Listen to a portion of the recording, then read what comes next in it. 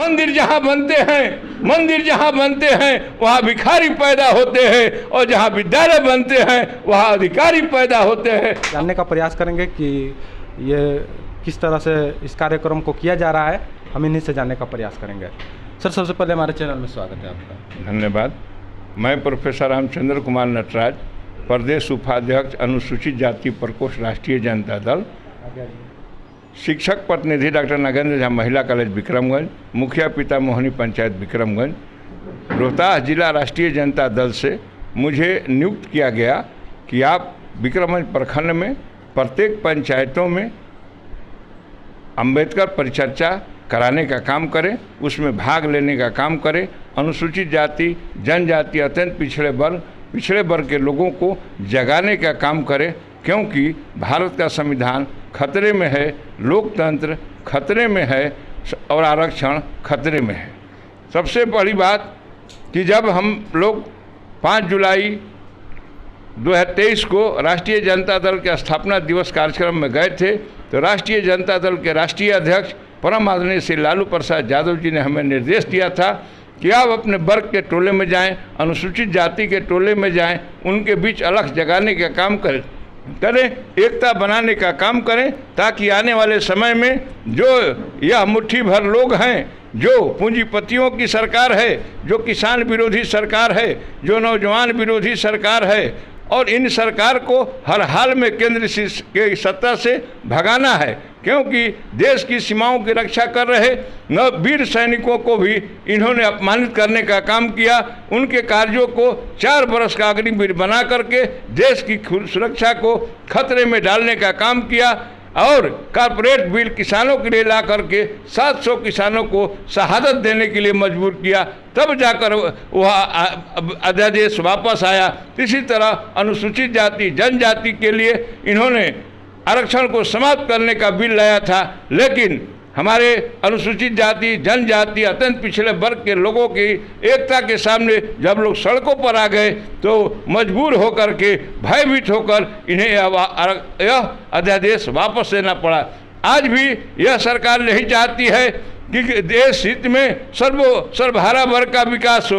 यह चाहती है कि हम यहाँ मनुवादी व्यवस्था को रखने का काम करें, संवैधानिक व्यवस्था को बदलने का काम करें और जो गरीब लोग हैं उन्हें बेड़िया में लगाने का काम करें। यह सरकार ने शिक्षा के क्षेत्र में हमारे गरीब बच्चों को, अनुसूचित जाति, जनजाति, अत्यंत पिछड़े वर्ग के बच्चों को अशिक्षित बनाने के लिए नई शिक्षा नियमावली लाई है, जिसमें पहले स्नातक करने के लिए मात्र 2000 से 3000 रुपये लगते थे।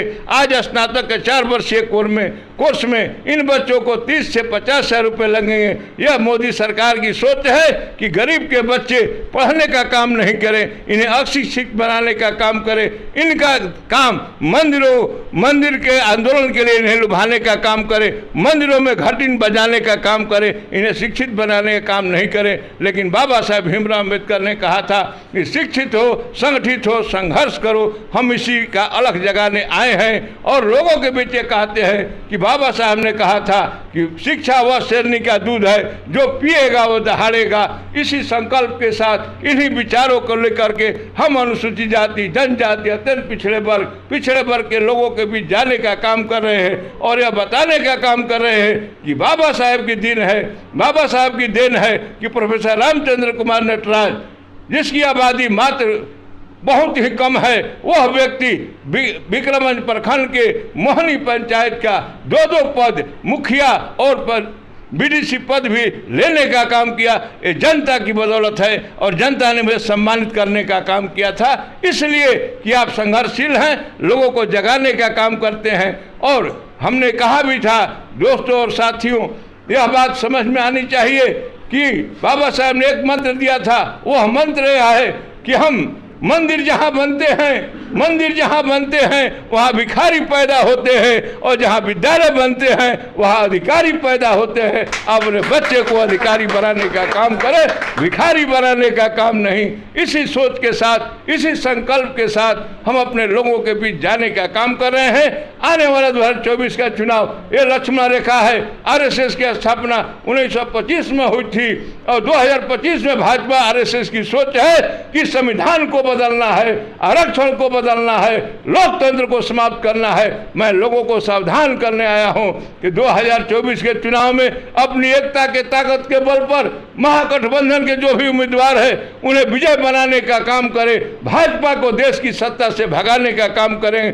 तब लोकतंत्र जिंदा होगा, आरक्षण बचेगा और लोकतंत्र बचेगा। जब लोकतंत्र बचेगा तब हम यह बात कह पाएंगे आरक्षण भीख नहीं, यह हमारी संवैधानिक दायित्व है। और हम लोगों के बीच जाकर कहेंगे कि भीख नहीं, भागीदारी चाहिए लोकतंत्र में और राज सत्ता में हमें हिस्सेदारी चाहिए। इन तमाम बातों के साथ मैं आप सभी लोगों का, प्रेस मीडिया कर्मियों का और उपस्थित सभी लोगों का हार्दिक स्वागत, अभिनंदन करते हुए अपनी वाणी को विरामता हूँ। जय भीम, महागठबंधन जिंदाबाद। आज हम लोग बताने का काम कर रहे हैं कि मनुवादियों द्वारा हमारे संविधान को क्यों बर्बाद किया जा रहा है, क्यों इसको हटाया जा रहा है, इस पर हम परिचर्चा कर रहे हैं।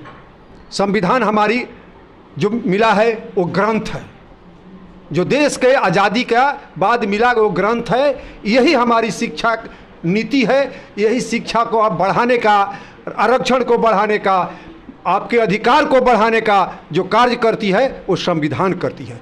और इसका देन हमारे बाबा साहब भीमराव अंबेडकर का है, जिन्होंने इस ग्रंथ को लिखा और इस ग्रंथ को और उनके प्रतिमा को जो तोड़ने का काम कर रहे हैं मनुवादी, उनका हम विरोध करते हैं और अपने जनता को, बहुजन समाज के साथियों को जागरूक करने आए हैं कि इस देश की जनता जागरूक हो और अपने संविधान को बचाए और हम लोग इस संविधान के अनुसार चले।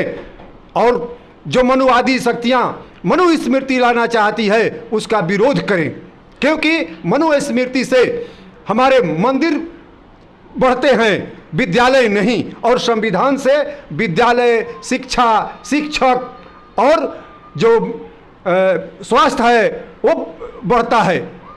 और आज मंदिर से केवल भिखारी बढ़ते हैं। इसलिए हम अपने सभी समाज, बहुजन समाज 85% को आज बताने आए हैं कि हम लोग एकजुट हो और 2024 की आने वाली जो लोकसभा है, महापर्व है, उसमें शामिल हो और अधिकतर से अधिकतर अपने अधिकार के लिए जो हमारे लड़ रहे हैं, हमारे गठबंधन लड़ रहा है, उसको हम साथ दें।